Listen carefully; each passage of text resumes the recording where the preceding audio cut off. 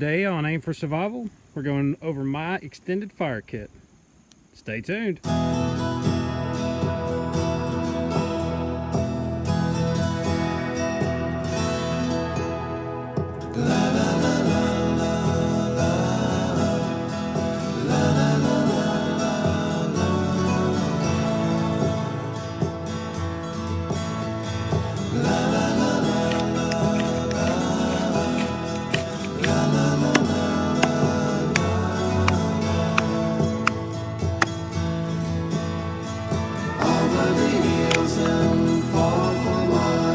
She's waiting for love to be realized.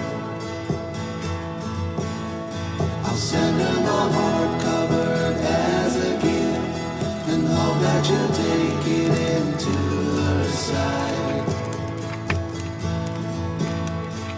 La la la la la la la la la la.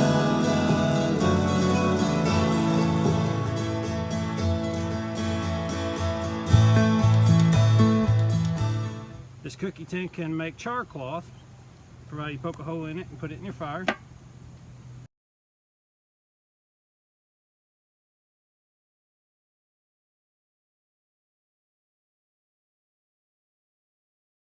Starting at the top here, I have char cloth. I have a flint and steel kit. Taped to the top is a ferro rod and a cloth cell needle.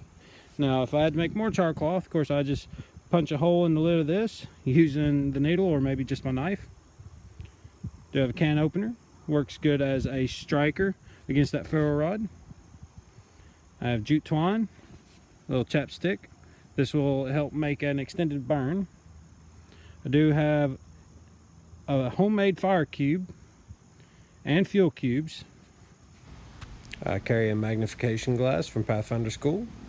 I also carry cotton balls with Vaseline inside of a pill bottle. I have a Surefire kit with a lighter and 6 Tender Quicks.